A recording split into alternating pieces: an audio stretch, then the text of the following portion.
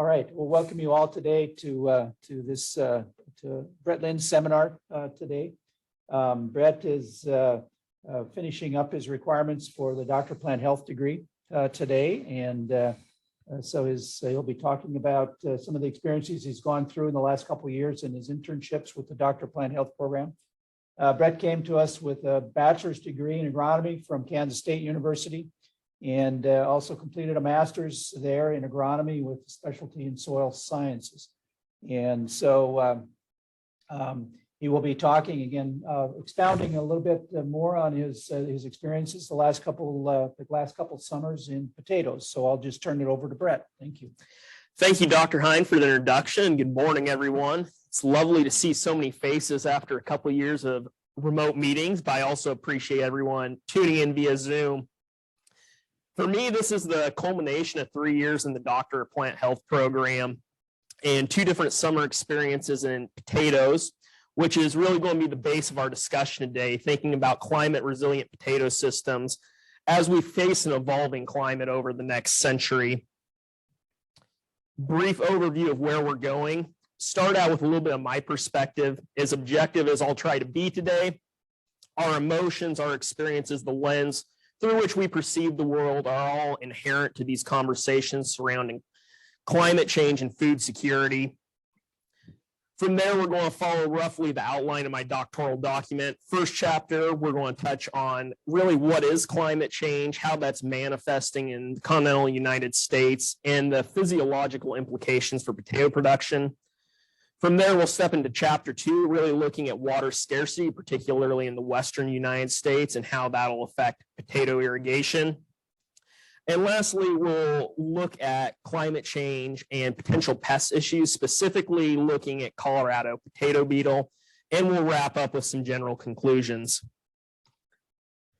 As I promised, a little bit of where I've been the last couple of years.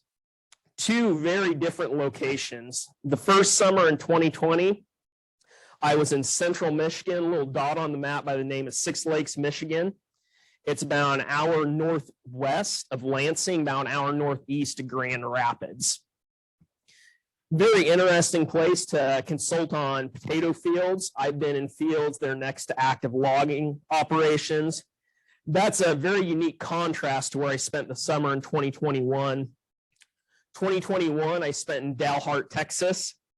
If you've never been to Dalhart, the booming metropolis, it's about an hour and a half northwest of Amarillo. You can practically spit across the New Mexico line.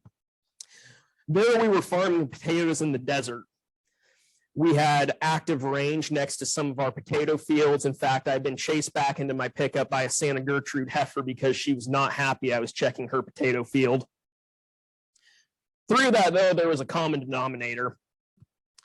Both in Michigan and Texas, I was working with chip potato fields. Something to understand that's perhaps a little different from our row crop producers is the potato industry is very segmented towards the end user.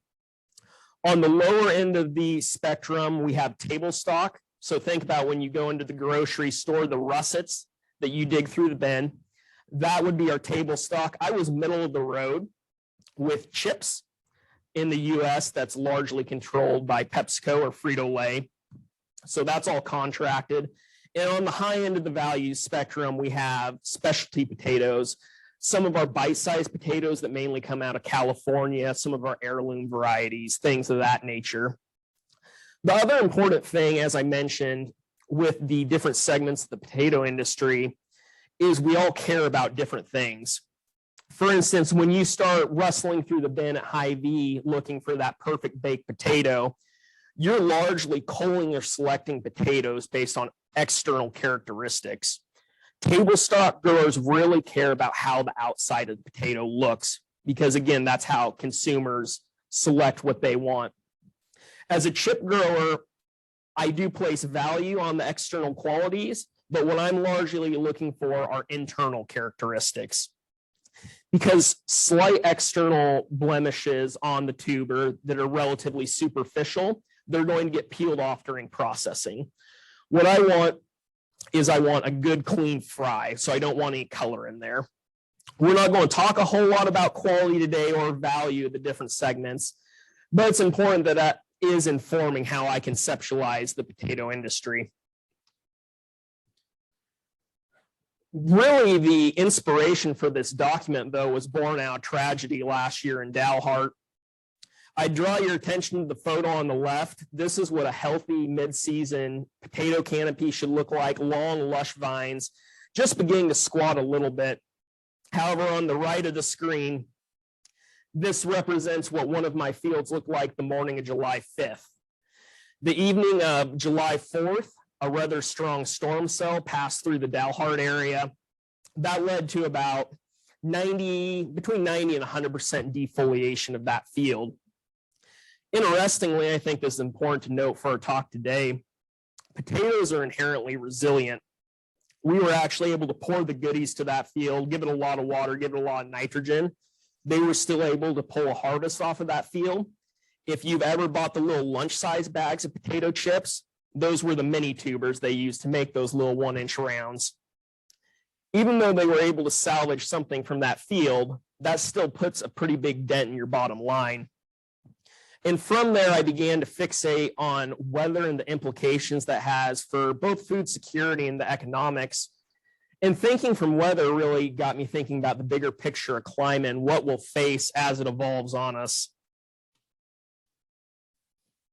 A question I want you as the audience to bear in mind today, though, is where do we go from here? This is historical yield data from the National Agricultural Statistics Service. We can see from about 1900 to 1940, yields held relatively steady, right around 5 metric tons per hectare. And we've been steadily increasing post-World War II up to about 50 metric tons where we're sitting at today. I won't directly answer this question for you, but the question becomes, where do we go? Do we continue to increase? Do we plateau? Or do we take a precipitous drop? I hope you'll have a pretty good idea by the end of this presentation. Sorry to interrupt. We can't see slides on the Zoom. Okay. Thank you, Tamara. We will fix that.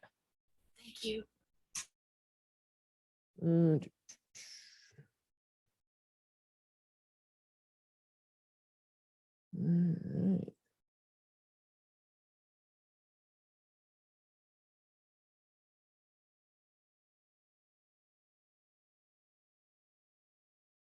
How's it looking now? Awesome. Thank you. Thank you. All right.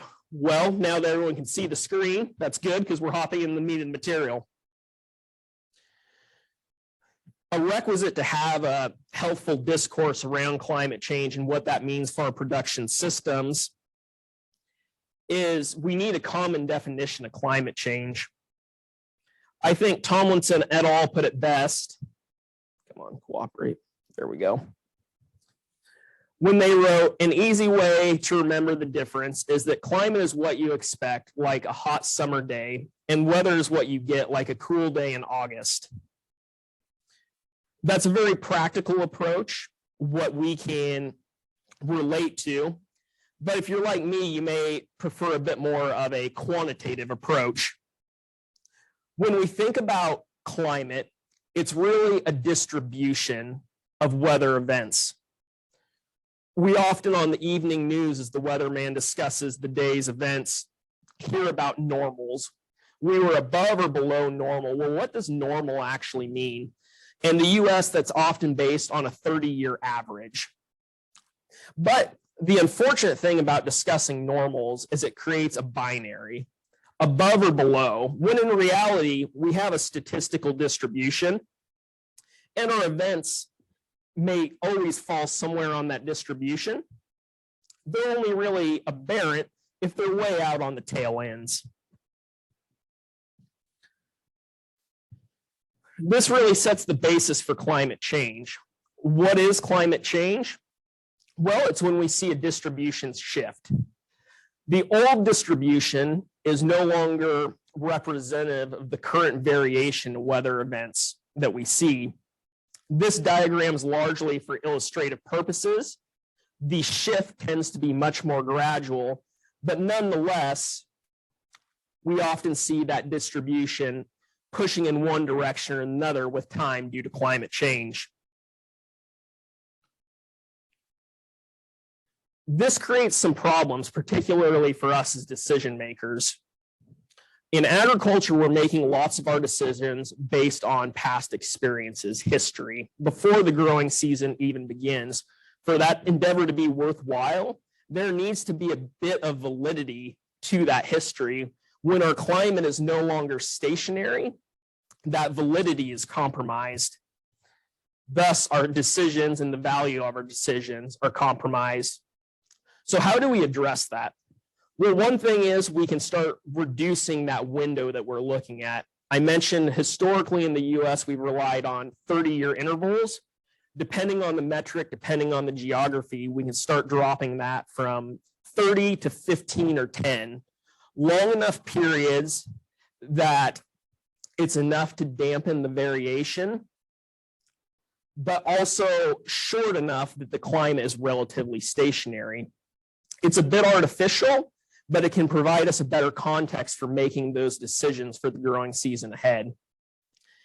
And just bearing the limitations of using the past to predict the future in mind as decision makers.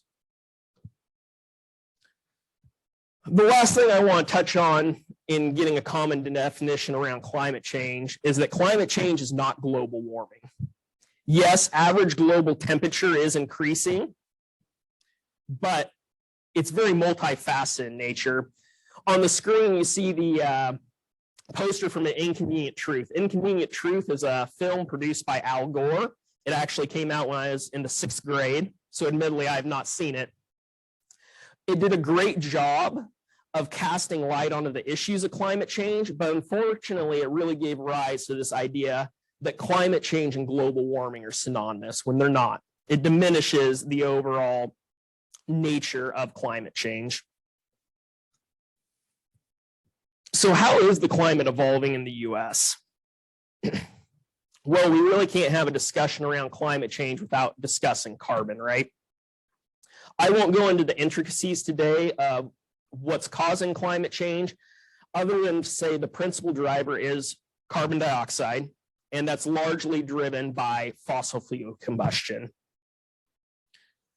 Looking at how it's changed over the last 60 years or so, we have data from the Mauna Loa Observatory in Hawaii. We see around 1960, the atmosphere was around 320 parts per million carbon dioxide. In a mere 60 years, we've increased that almost 100 parts per million to 420. Now, inherently, you may be thinking, well, carbon's good for plants, right? More carbon in the atmosphere for assimilation of photosynthates. Plants can tighten their stomata, reduce transpiration losses. For the most part, carbon dioxide increasing the atmosphere on its own is beneficial. The problem comes in with the implications of carbon dioxide increasing in the atmosphere. It's commonly known as the greenhouse gas effect. Shortwave radiation enters the Earth's atmosphere. It's absorbed by the Earth's surface. When it's re-emitted, that often comes out as long-wave radiation. That long-wave radiation is then trapped in the atmosphere by carbon dioxide bouncing back and forth. As it bounces back and forth, it excites particles in the atmosphere. That's why we get the temperature increase. It's the temperature increase and the ensuing drought, the change in precipitation regimes that is particularly problematic, not just for potatoes, but food security in general. Elaborating on temperature as plant practitioners, a pragmatic way to approach this is through growing degree days. It offers a bit of a biological perspective. This is some work done by Crimmins and Crimmins, looking at the period from 1948 to 2016. They wanted to look at 3 different benchmarks in the season based on a base temperature of growing of 10 degrees Celsius. They wanted to see when we hit 50 growing degree days, 250 and 450. If you look up at the top, that's the chart I'd like to focus on. We can see that based on color change, the early growing degree days are being compressed in many parts of the US, represented by the purple. Why is that problematic? Well, when we think about early season potato growth and development, it's largely beneficial. There are advantages for potatoes getting out of the ground sooner, namely a longer growing season. The problem becomes it's also beneficial for our pests. We'll touch on that later with Colorado potato beetle, but our overwintering adults are coming out of the ground earlier. That leads to earlier therapeutic treatments and more throughout the season. As I mentioned, the temperature change is directly linked to precipitation changes. We'll get a little bit more into total quantities, but I really want to discuss precipitation days from Bartels et al. Because it highlights some general trends for us. In this case, green arrows mean we're going to see an increase in precipitation days. Black circles mean precipitation days are expected to hold steady for that region. And a down arrow that's red means we're expecting to see a decrease in precipitation days. In general, throughout the eastern United States, we can see that precipitation days are anticipated to increase in the next 25 years or so. That holds true with what we expect about total precipitation. For the eastern United States, we expect to see an increase in total precipitation, whereas with the western United States, where a lot of our potato production occurs, such as the Pacific Northwest, we expect a decrease in precipitation. Now, where precipitation days are holding steady or even increasing, and we also expect a decrease in precipitation in those areas, that becomes problematic because when we have more events or the same and less moisture, we're losing a greater percent of that moisture to pathways such as evaporation. So what does all this mean for potatoes and how they grow? As I noted, carbon dioxide alone is relatively beneficial. Kaminsky looked at some potato varieties and growth chambers, and what they did was they manipulated ambient carbon dioxide. They had a baseline level of 350 parts per million, which is a little bit lower than where we're at. I mentioned we're around 420. And then they imposed a treatment of 1,000 parts per million. As we look at this figure, this is the relative change for going from 350 to 1,000 parts per million. The dashed line represents 0, and then we go all the way out to a negative 150% on the left and 250% on the right. What I would draw your attention to particularly is top yield, so above ground biomass. With elevated carbon dioxide, we see about a 50% increase in canopy biomass. Tuber yield is particularly striking, about 150% increase in tuber yield. And as noted, tying it back to how stomata respond to elevated carbon dioxide, we see about a 50% increase in water use efficiency. The problem comes in with the heat that accompanies the elevated carbon dioxide, right? Hastelisteri set up an interesting experiment. So our control represents above and below ground optimal temperatures. They then place potted potato plants on a heat plate. So the above ground temperatures were optimal for development.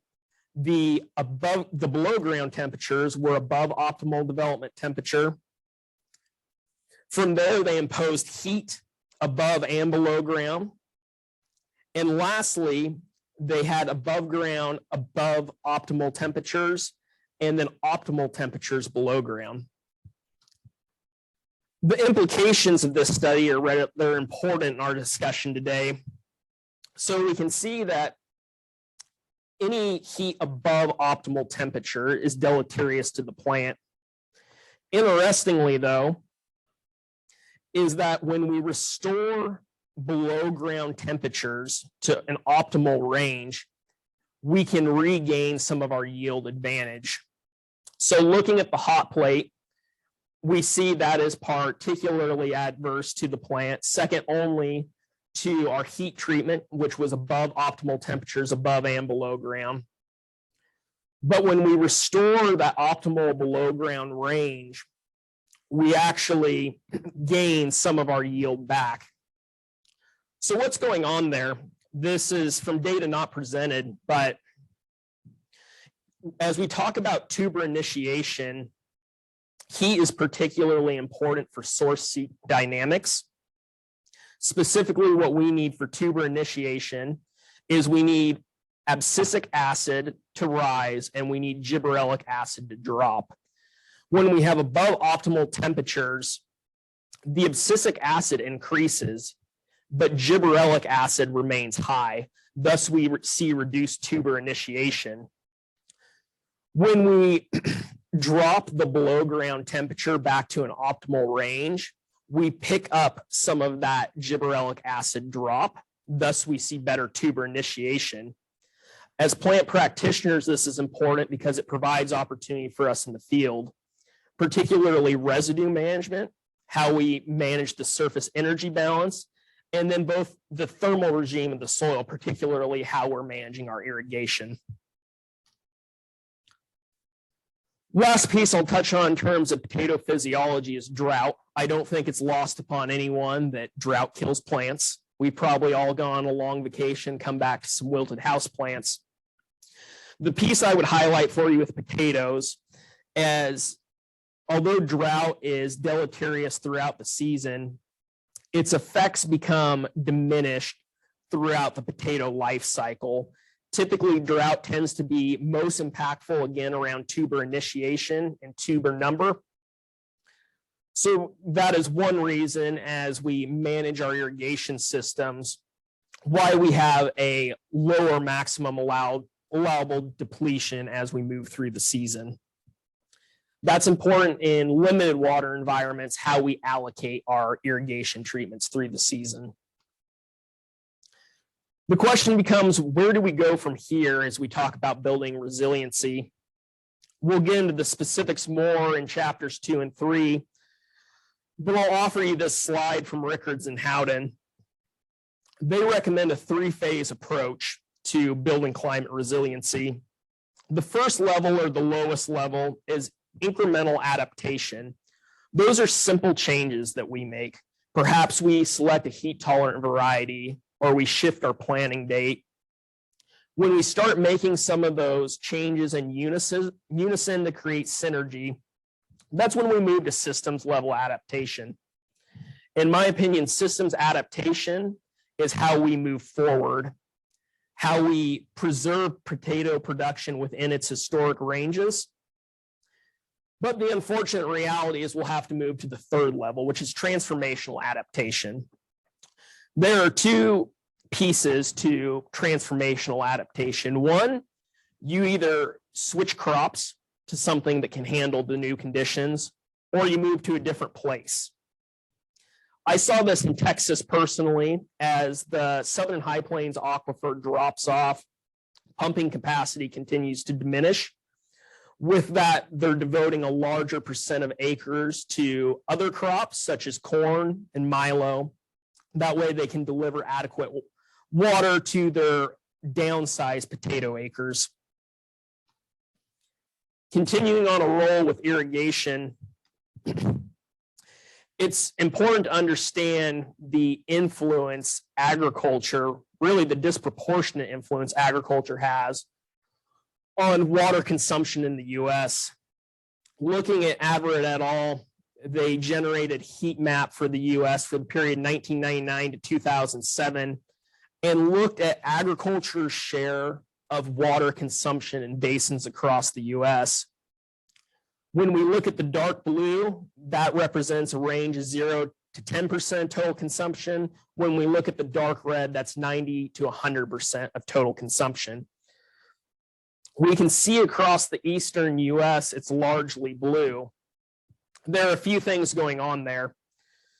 We know that population densities in the eastern US are higher, right? So greater share of water withdrawals are going to be going to things such as municipal use, but also that's where a lot of our industry exists. So more of that water is going to intensive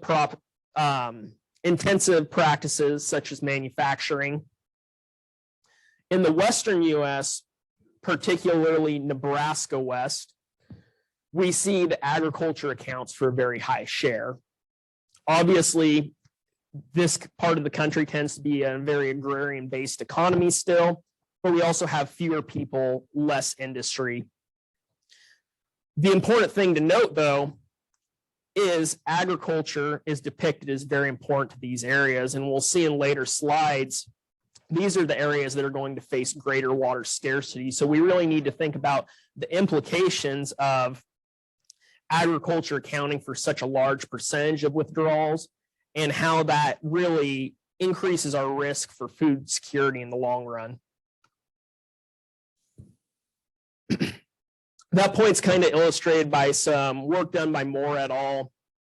They looked on a percent land basis of where different crops are grown in the US in terms of water scarcity. We can see that orange represents a scarce environment. The yellow or pale yellow represents a stressed environment, and the unstressed is represented in blue. Drawing your attention over to the box that has food crops, which includes potatoes, we can see that a little over 50% on a land basis in the US, our food crops are grown in a water stressed or water scarce environment. That's problematic when we think about food security in the long run, and also whether or not that remains economically viable if our irrigation sources decrease. Just wanted to draw attention that this wasn't lost on me while I was in Texas to illustrate how dire this is in certain areas. The Southern High Plains Aquifer, which Dalhart is over, it's receiving recharge at a rate of about 8 millimeters a year. They're pulling water at about 72 millimeters a year.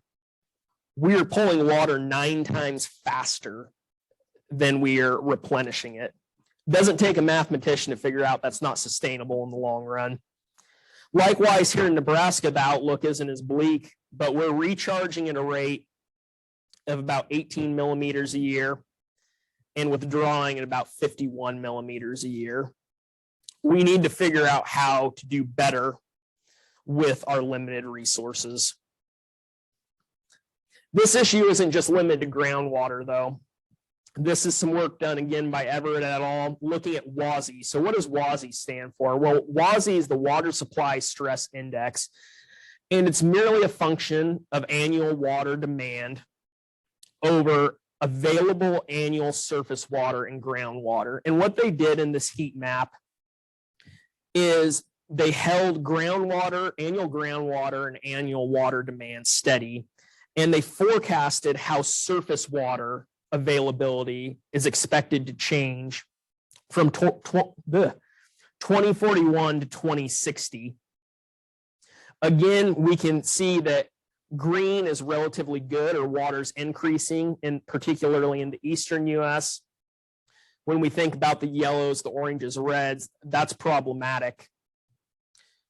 We can see when we look out to Oregon, Washington, and Idaho, where I was in Texas, surface water is anticipated to diminish in all those areas. Growing up in the Pacific Northwest, I can tell you that surface water is particularly important for all forms of irrigated agriculture out there. There's not a lot of groundwater reliance. So we really need to think about, can we stay here long-term? Can we do more with less? Because you got to remember, temperature is going to be increasing during this period. I'll show some data later. We're going to face higher ETs. Or do we need to relocate? To really have a helpful discussion around how we can build resiliency in our irrigation systems, we have to understand the challenges we're facing. Potatoes are finicky to water. Foremost, they're a very shallow rooted crop. About 85% of the roots are in the upper 30 centimeters of the soil. That creates a challenge in staving off losses to deep percolation outside of the effective rooting depth. They're also drought prone, as I mentioned. Given the value of the crop, that creates a large incentive for growers to overwater as opposed to underwater. And moreover, they're thirsty, right? So in the Pacific Northwest, Hain and Pumphrey estimated that optimal ET is around 650 millimeters. If you're doing the math at home, that's about 24 inches across the growing season. It's a lot of water. But there are some simple changes we can make. As temperatures increase, we expect our growing window to expand, right? Some propose to offset the effects of climate change to potato production. We plant later maturing varieties to capitalize on that growing season. I would challenge that though. So this is some interesting data by Makakairi out of South Africa. And what they did was they compared ET for a winter spring crop and a spring summer crop. We can see that by moving our crop from spring summer to winter spring, we reduce total ET by about 25%. That could be huge in water savings. The other aspect not illustrated here is that yields had held steady. So perhaps instead of thinking of total yield, we now need to start thinking about our water use efficiency and how we can make the most of a finite resource. The other piece in advancing irrigation is obviously the technology we have at our disposal. Michigan and Texas are both dominated by pivot irrigation systems. In Dalhart, I worked quite a bit with speed control systems. Now, if you haven't been around a speed control system, essentially you place a variable frequency drive on each tower, and to implement that prescription, you either speed the pivot up to apply less water, or you slow it down to apply more. The benefit of speed control is it's relatively cheap compared to section control. The problem is, I don't know if you've ever been in a field where the soil variability or any other variability is in perfect pie-shaped slices, right? It doesn't necessarily correspond to that inherent variation. We have better opportunities when we think about section control.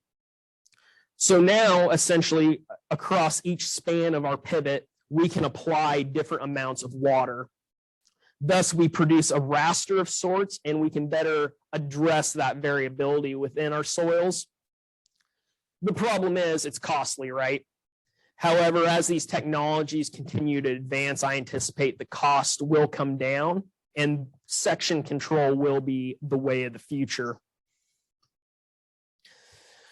But for either of those technologies to be effective, we need to be able to create effective prescriptions based on variability. To do that, you need good data. Luckily, those tools are being advanced at a rapid pace. This is some research from O'Shaughnessy, conducted in Bushland, Texas, which is about an hour and a half southeast of where I was in Dalhart. They looked at a system known as a SCADA, which pairs soil moisture sensors with canopy sensors and creates automated recommendations. Compared to soil moisture sensors alone based on manual scheduling, they were able to reduce irrigation water by 19% in 2019. That's a huge savings. Additionally, there was no yield impact. Now, while that prospect is enticing, I always caution people that these are tools. That ties into my next slide.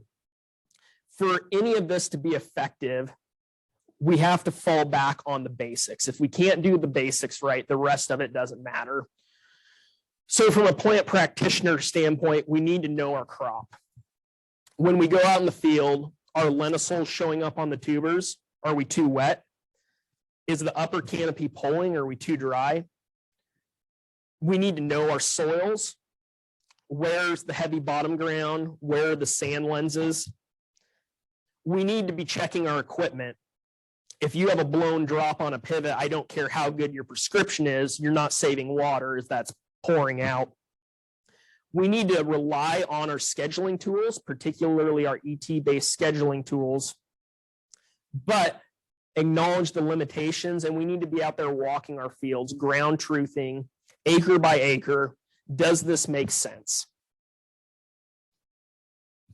That ground truthing piece will be particularly important as we also address our pest issues that are likely to rise with climate change.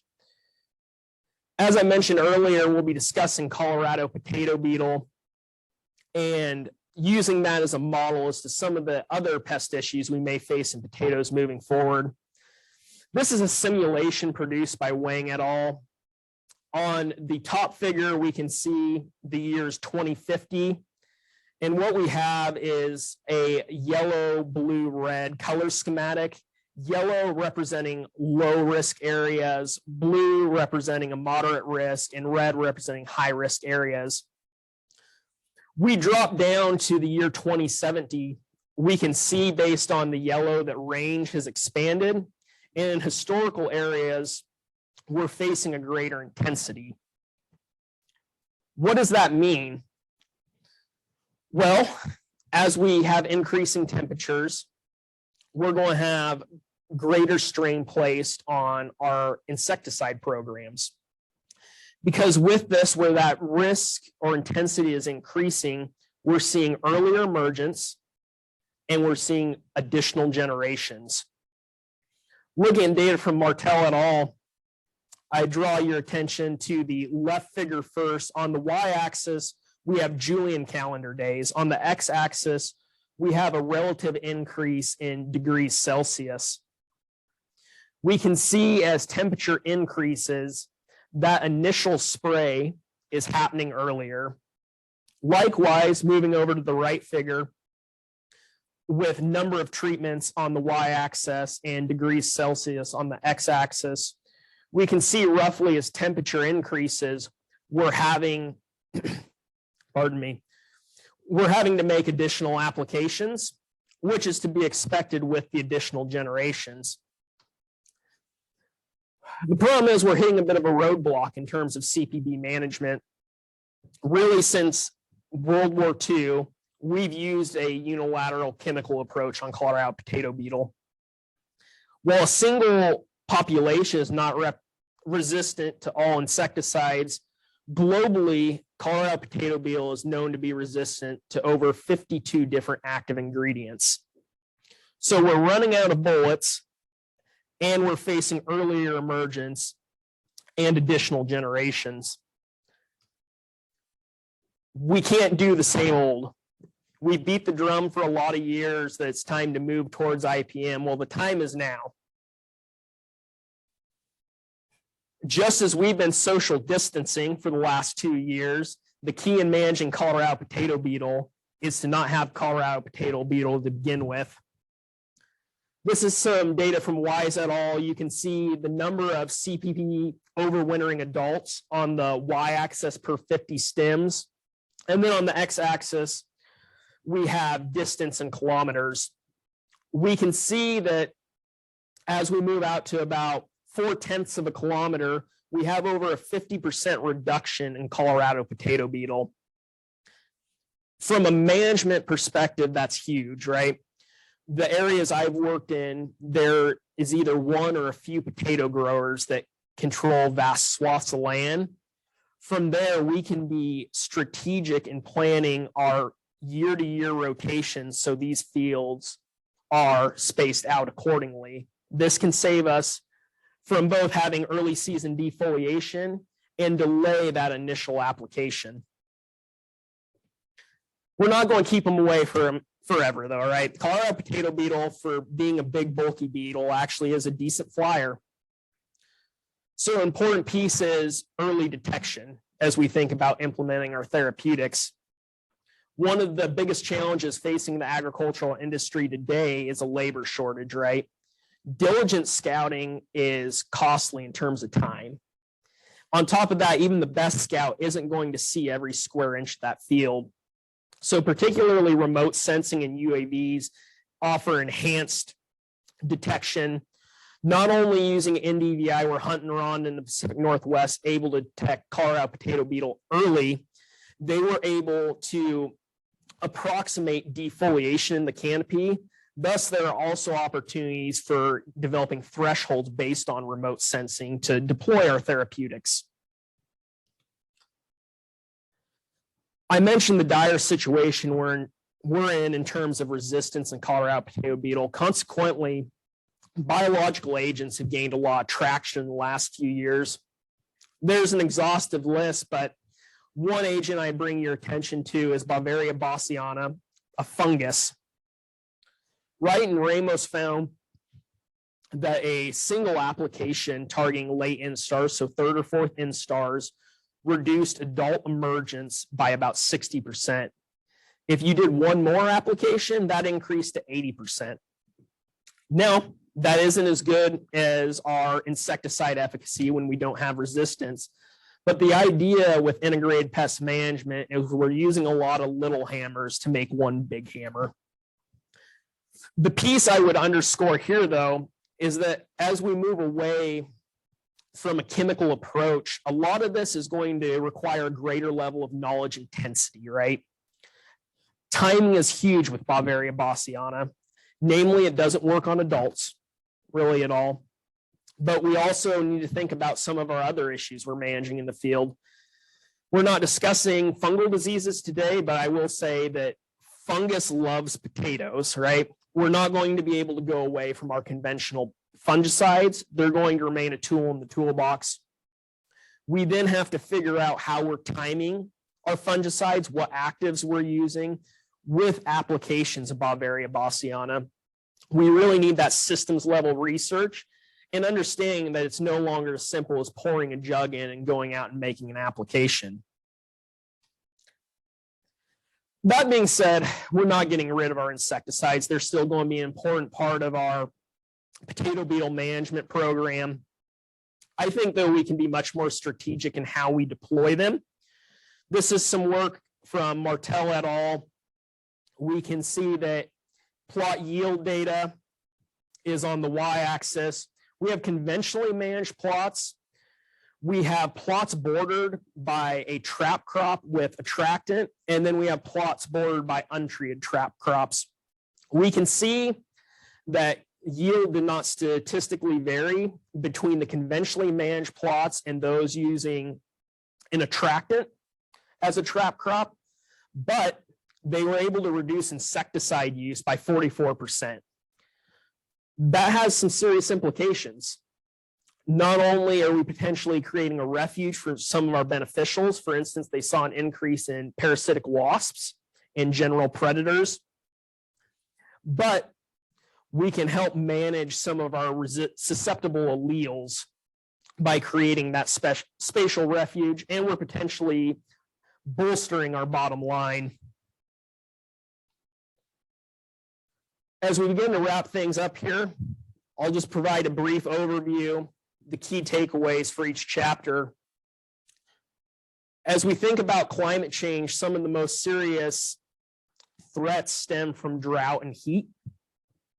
My hope is that we'll have the germplasm, the genetic resources, and empower our breeders to address those issues. Water scarcity stemming from drought will continue to be a larger and larger threat. To overcome this, it goes back to doing more with less. That will largely be a function of technology adoption, but we have to be prudent in how we use that technology. The last thing is we're going to face additional pest pressure. As you can see from the resistance documented in Colorado potato beetle, the old way is no longer effective. We have to make an abrupt transition to integrated pest management now. Again, I would ask you, where do we go from here? I certainly hope it's not down. I remain optimistic, but I'll let you decide for yourself. With that, I would be remiss not to acknowledge some folks that are here today. Foremost, my advisor, Dr. Gary Hine. Certainly my committee members, Drs. Jackson Zims, Dr. Mueller, Dr. Wright, as well as the industry partners that helped get me here today, namely agribusiness consultants out of Six Lakes, Michigan, specifically Bear Water Utilization Center out in Gothenburg, Nebraska, and CSS Farms of Dalhart, Texas, and of course, my wife, who's put up with me for the last 3 years, who's here today. With that, I am happy to field any questions.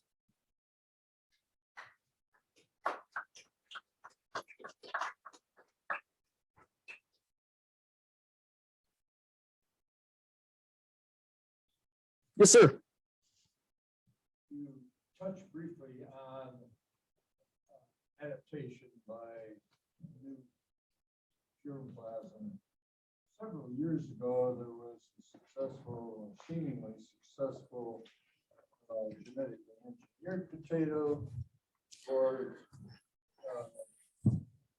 resistance to pests and insects particularly, and that seemed to disappear. Is it part of the ballgame now, or do you perceive, in your perspective, which I appreciated, by the way, are we going to go looking further at that type of program to improve resistance?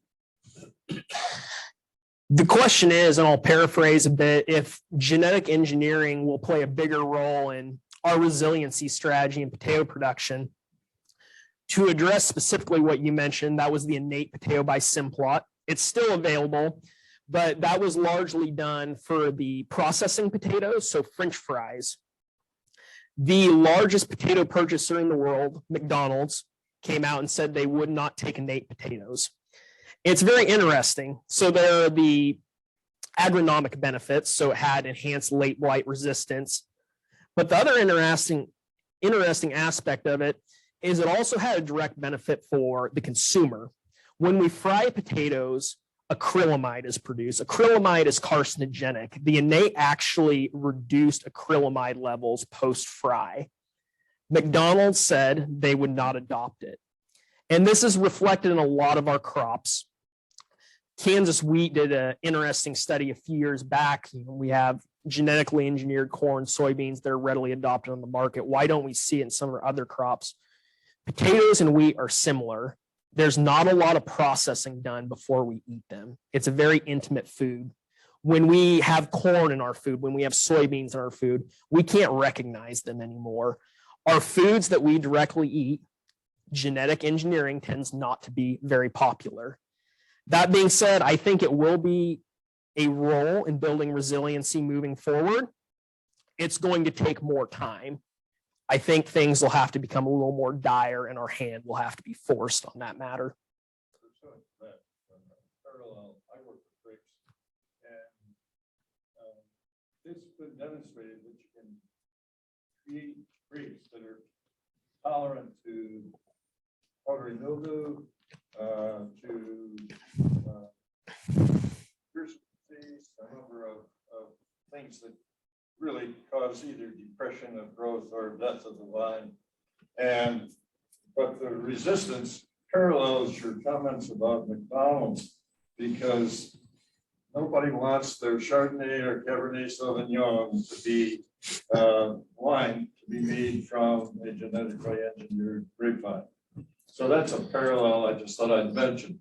The other thought I'd throw into the mix is some grape breeders and other breeders of other perennial crops, and I would tentatively lump potatoes into a perennial crop in the sense that it's vegetative propagated. Marker assisted breeding has risen quite a bit in the approach to trying to get commodities that are tolerant to pests of various sorts.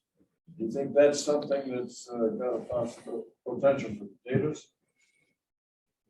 The question is, if I understand correctly, are markers going to play a larger role? They certainly will. One challenge we face in potatoes, and again, the breeding side is not my area of expertise by any means, but the potato genome is rather complex, and they've had some issues teasing some of that, the details of actually implementing that out. I think it'll continue to be a tool. To what degree, I don't know.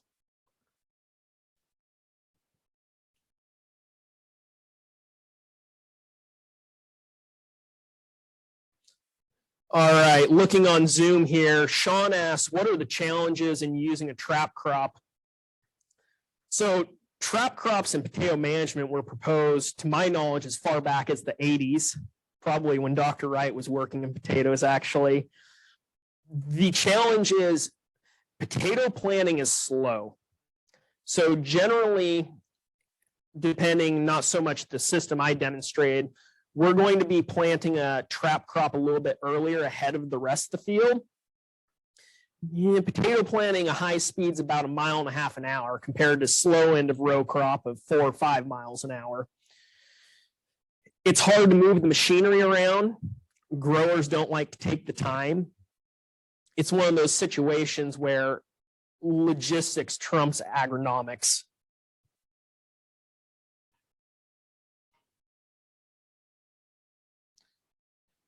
So building on that, Sean, what is being used as trap crop? It is potato itself. So it's just a matter of having a couple different planting dates.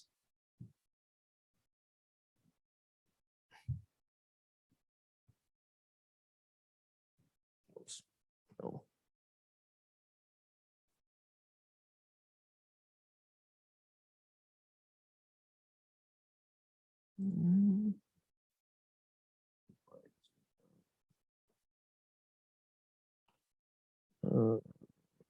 Chris Wynn.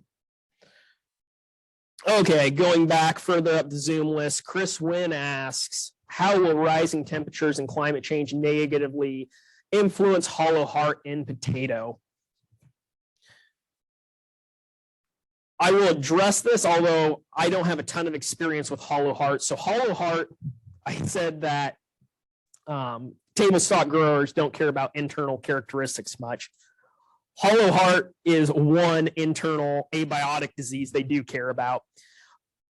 What causes hollow heart to manifest is abrupt changes in a variety of factors. Varying your nitrogen a lot can cause hollow heart. Abrupt changes in moisture can cause hollow heart.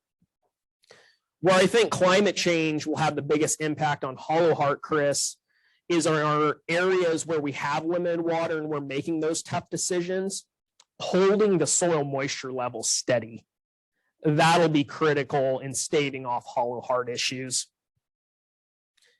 Just because the soil does provide a relatively good buffer towards temperature and we don't see those abrupt daily swings like we do in the atmosphere, I don't think that'll have as strong of an impact directly on hollow heart. It's not really an issue we see in a lot of our chip varieties. It's more of a table stock issue.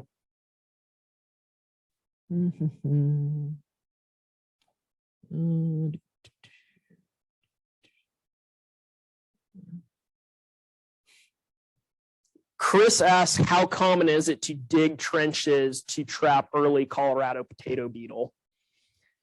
This is a practice that's been promoted in the literature for a while. To my knowledge, it has never gained any commercial traction.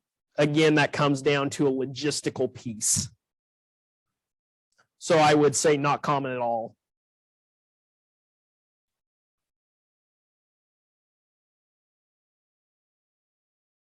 I'll give it another 30 seconds. If no questions trickle in, I think we'll call it a day. Just add a footnote to your hollow heart question. Potato breeder I worked with said for table stock, that's not such a big deal. It's just a place to put the butter. It's all about perspective. That's a good way to end. Thank you. Allie. I'm curious, based on your experiences in your last two internships, how have you seen some of the grower responses or the companies that you work for responding to some of these challenges? And I guess, what types of approaches have you experienced to climate resilience? Yeah. Thinking back to those two experiences, Michigan isn't feeling it as directly as Texas is, right? In the Southern High Plains. One thing, and it's a study I didn't highlight here, a challenge for Michigan growers is historically they haven't had to have the HVAC capacity to control their storage bins. So not only are they having to retrofit their bins, they're facing, it's really, really expensive to pay the electricity bill to control the climate of our potato bins. That's one piece, although I wasn't directly involved with it, they're adapting to in Michigan.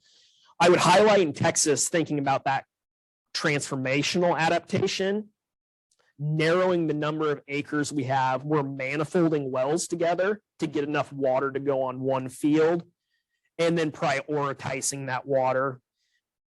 Last year was unique in that it was relatively wet the 3 months I was there, we received more rain than they typically do all year. So we were actually able to divert some of our water to our other crops like corn, milo, cotton. But in general, our alternative or our rotational crops, we plan on being dry land crops and devoting that water to the potatoes. So that's some of the things, the changes they've already had to make. Certainly, they are prospecting other areas of production, because one thing on the chip side is, namely Frito-Lay, from a trucking perspective, they want you to be relatively close to their plants. So they're beginning to look at other areas in Texas where they can get to San Antonio, Dallas quickly and still fulfill their contracts.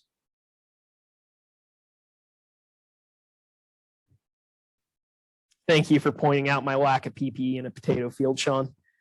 Any other questions? Anything else on the? No, that's it. All right, let's thank Brett for his.